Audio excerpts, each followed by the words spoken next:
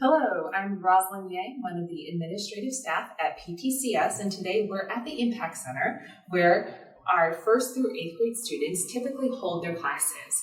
Now, when we are ready to go back on site, there are going to be some new procedures that are in place. Now, we're going to be going over some of those procedures today, but not all of them. These are just general guidelines that we will be adhering to, and as the time gets closer, we will be releasing very specific information that's related per age group. We are going to be requiring that all people entering the building wear face masks, so be sure to have these ready. We are going to be asking that nose and mouth are covered. Also, before entry into the building, all individuals will have their temperature checked. When students are standing in line, they will be standing 6 feet apart, and those spaces will be marked very clearly with an arrow for the direction students will be facing and, of course, for proper social distance. There will also be an evaluation questionnaire that all individuals will be required to answer a checklist, a health checklist, that tells us whether or not they are healthy or have experienced symptoms.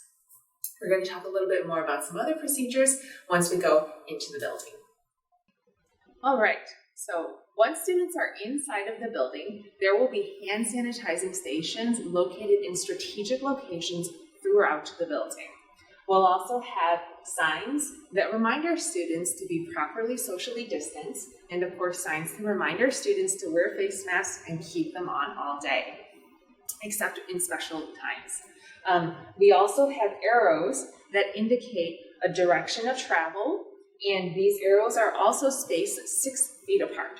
So if there's a line or queuing is necessary, students will know exactly where to stand. All right, so as an example of direction of traffic inside of our hallways, in the stairwell, and in public places, you can see on the floor over here, we have arrows showing direction, and then they're all spaced 6 feet apart.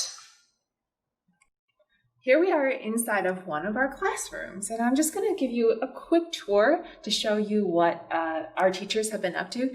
The teachers are not done setting everything up yet, but this is a taste of some of the procedures that we will have in place. So to begin with, you'll take a look at our desks, and you can see they're spaced social distance apart. We're making sure that we have proper distance between each of our tables. You'll also see that all of the tables are facing in one direction towards the teacher.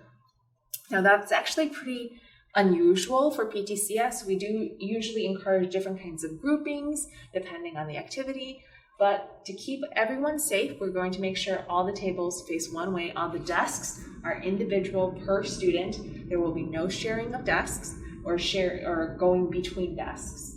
You'll also see that our students have individually labeled bins, and all of those are specific to each child. There will no longer be backpacks coming to school so that there's less chance of cross-contamination. And any of the supplies that our students use will be kept at school. There'll actually be a special box for their school supplies that are used for normal academic instruction, and then there will be a special box for specials like art. Now you'll see on the floor there are little light bulbs, and that is actually to show if there is floor time where students are sitting on the floor, they will be sitting properly distanced apart. If the teacher is at the front of the room and needs to instruct with a face shield only, without a face mask, we're making sure that it's at least 6 feet minimum distance to the students. If our students are checking out books, as you can see, we do have a library and we will be encouraging our students to read. The books, when they come back, will be quarantined for 72 hours or 3 days to make sure that they are safe for other students to check out. We'll also be encouraging various types of digital books or interacting with digital books. Speaking of digital, when homework assignments are turned in, we are encouraging all assignments will be turned in digitally, and your child's teacher will be able to go through with them about the procedures for turning in homework. In the case that some homework assignments go home as physical assignments, they will be required to be turned back into us in a digital format. So that might be by taking a video, it might be by submitting a picture or scanning the homework assignments or class assignments or project assignments. Now there's a few other guidelines that we'll also be following, including encouraging all students to wear thick socks with grips on the bottom. When students are coming into the classrooms, we are going to be asking that shoes are removed so that we can maintain high cleanliness standards inside of the classroom. When it's time for thicker coats during the year, in the past we have stored coats inside the classroom. We will now actually be storing them in individual cubbies per student so that there's less chance of coats touching other coats, and all areas will be labeled specifically for each individual student, and those won't be switched or changed. In addition to everything we've already talked about, we'll actually be putting in place a strict daily checklist for cleaning.